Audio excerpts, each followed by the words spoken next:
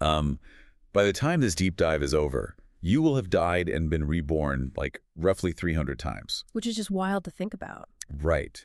And according to the source material we are unpacking today, that is not some, abstract poetic metaphor. No, you're not. It is a biological and spiritual reality that, honestly, it completely upends how we measure time, how we process anxiety, and, well, how we justify the heavy emotional baggage we carry around every single day. It really forces a total recalibration of what it means to just be alive in the present moment. And to really grasp the gravity of this, we kind of need to step into the incredibly unique environment where this perspective was even shared. Yeah, we should set the scene here. Yeah. Because we are pulling from a spontaneous, entirely unfiltered video recorded back in 2019. It was captured by the Eclectic Scout podcast for this project called Small Seed Videos. And, if you were used to the polished, hyper-edited content we usually consume today, the scene in this video is just jarringly tranquil. It really is. It's so quiet. Yeah, we are at the Tashi Choling Buddhist temple garden, which is tucked away just outside Ashland, Oregon. And there is this distinct absence of the modern hustle, right? Like you don't hear traffic, there are no notifications pinging, you just have the immediate environment of this sanctuary. Exactly. Right. And right in the center of that sanctuary is Bhagavan. Right. He's about to turn 74 years old at the time of the recording. Right.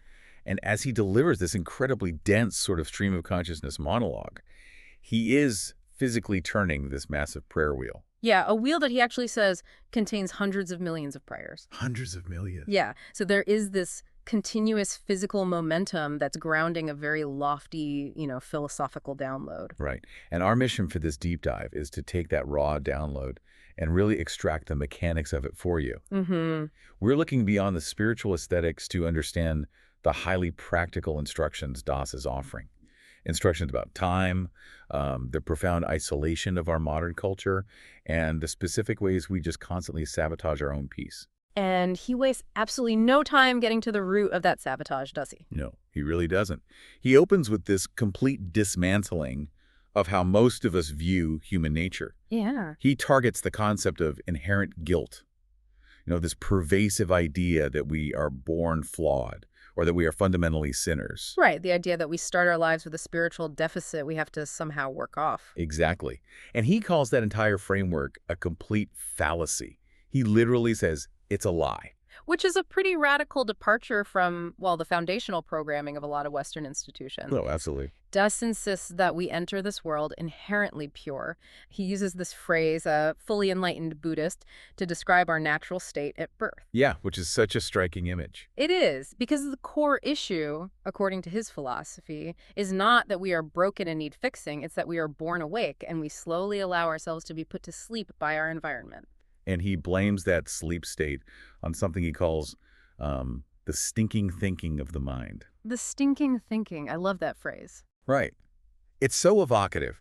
We basically get trapped in this illusion that our thoughts about the past or our projections about the future are actual tangible reality. Which they aren't. No. It's essentially a RAM issue, if you think about it. Like when you're stuck in that stinking thinking, your brain's like a web browser with 100 tabs open at once. Oh, that's a perfect way to put it. You've got 50 tabs running background processes on yesterday, replaying a weird text message or regretting a career choice. And then you have 50 tabs trying to buffer tomorrow, hypothesizing arguments, worrying about the economy, whatever it is. And the thing is, the human brain actually evolved to do exactly that as a survival mechanism. Right, to keep us safe. Exactly. We scan the past for data on what hurt us, and we project into the future to anticipate threats. It kept us alive in the wild. But in a modern context, that constant buffering just consumes all your cognitive bandwidth. You are physically sitting in a chair, perfectly safe, but mentally, your nervous system is fighting a tiger that died 10 years ago, or, fleeing a storm that hasn't even formed yet. And Death says none of those tabs are real. Right. The only thing that is real is death, which I know sounds incredibly bleak until you hear how he actually defines it. Yeah, he reframes it completely. And he introduces this metric that just blew my mind. He says we die 26,000 times in 24 hours. Because every single exhale is a biological emptying out. It is a death. A literal death. Right. And every subsequent inhale is a rebirth. That, 3-second window of breath is the only place you actually exist. So think about what that means for you. If you are stuck in traffic on a Tuesday morning, right? You're gripping the steering wheel and stressing about a meeting you just botched.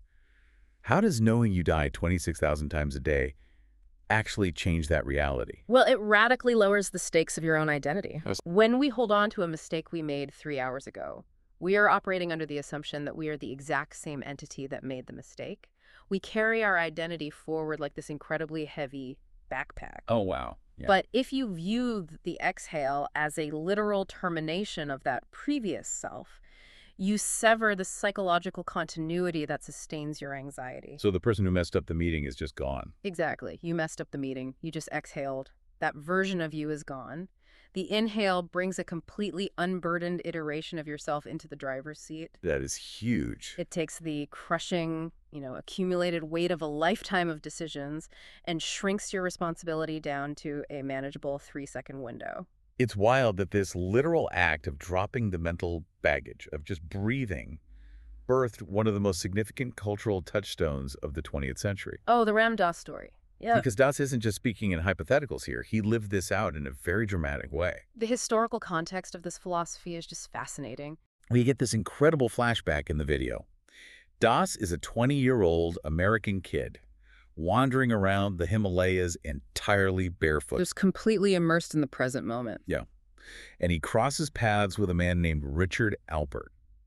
Now, for anyone unfamiliar, Alpert was this highly credentialed Ivy League academic who would eventually become known to the world as Ram Dass. Right, a massive spiritual figure later on. But at this specific moment in the story, Alpert is in full manic mode. He was the walking embodiment of a crashed browser, basically. Exactly. Das describes Alpert frantically running around, talking a mile a minute.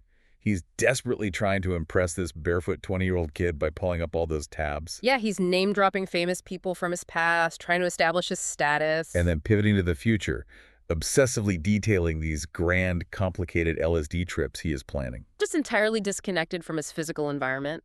And simply stops him in his tracks. A 20-year-old kid looks at a Harvard professor and delivers a direct command. He says, "Stop, Ram Dass.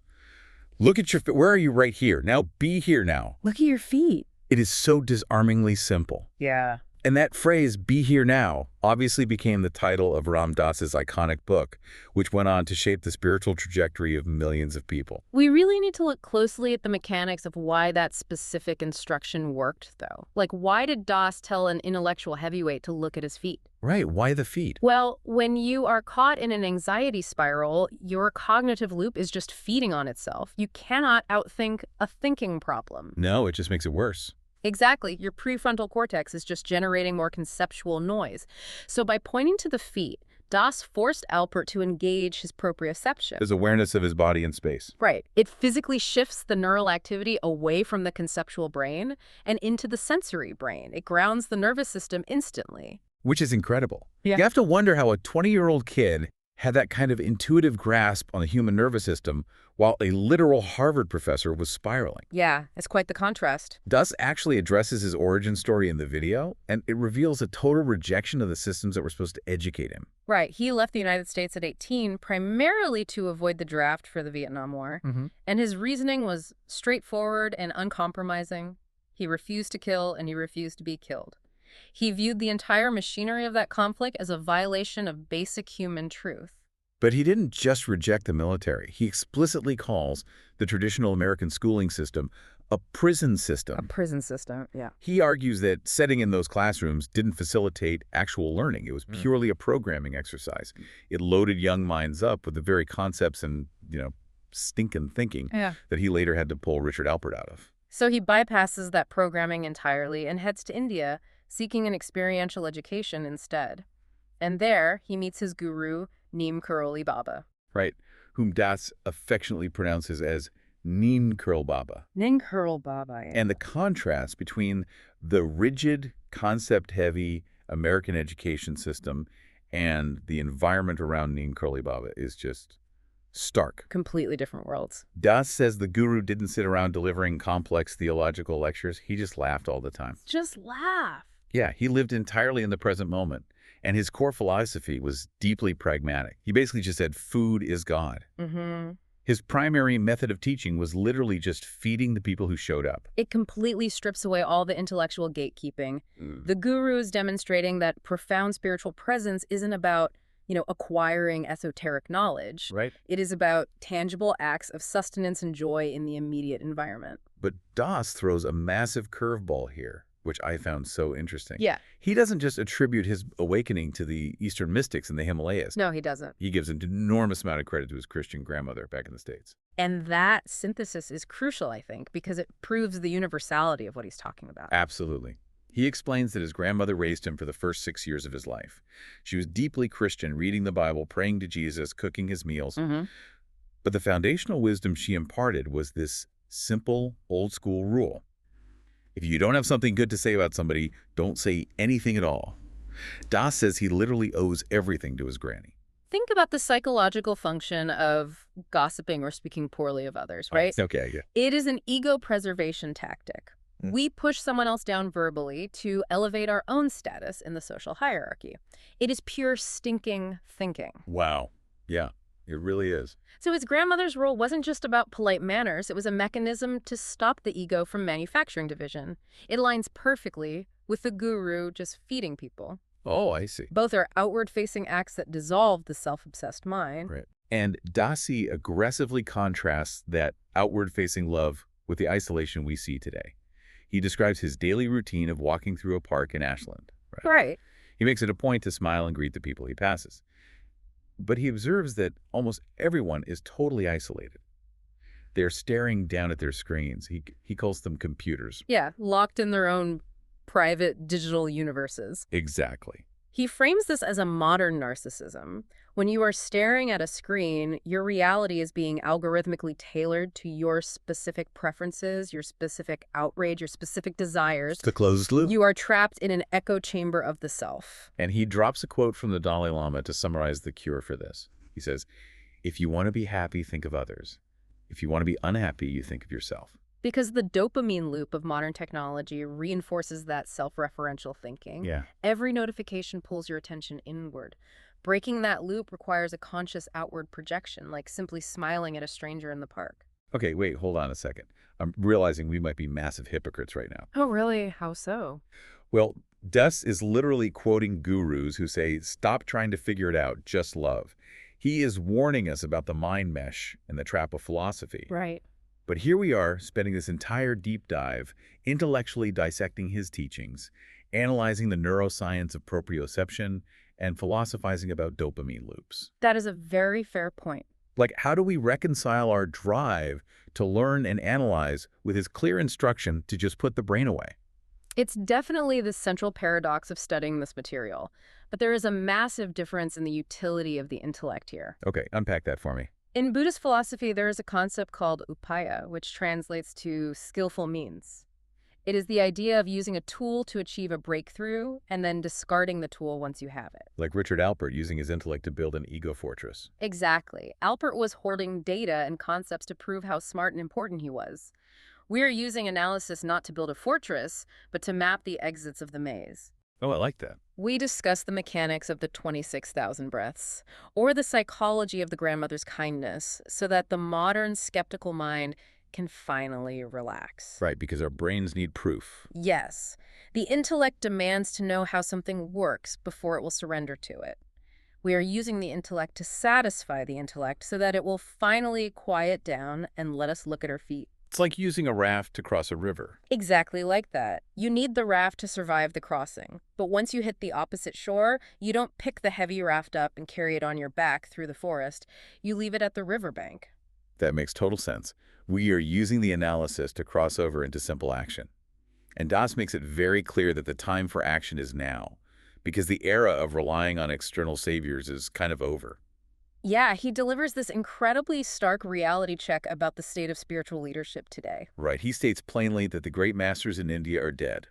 The generation of laughing gurus sitting in ashrams waiting for Western seekers is gone. He points specifically to the 96-year-old Lama who actually built the Tashi Choling Temple and the very prayer wheel Das is spinning. Oh, right. The Lama's name is Gyatro Rinpoche. And Das says this Lama has essentially checked out. He is living his final days in Half Moon Bay, California, and he has explicitly passed the torch to his students. The message from the Lama is just uncompromising. He basically says, it's up to you guys now. Yeah.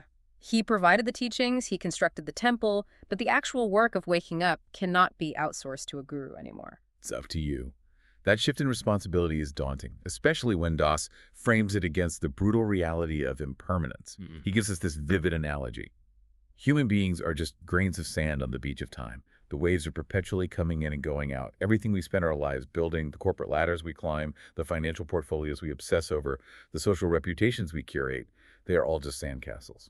It is a deliberate strike against the stinking thinking that obsesses over legacy. When the tide of death comes in, the sandcastle is obliterated. No exceptions. Just completely washed away.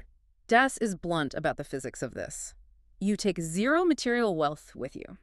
The only things that survive the tide are the invisible frequencies you generated. Wow. Your good wishes, your prayers, your good karma, and the measurable positive impacts you had on the nervous systems of other people. So, if the gurus have left the building, and our entire material reality is just a temporary sandcastle, what is the actual physical protocol for, like, a random Tuesday afternoon? Right, what do we actually do? Das doesn't leave us floating in existential dread.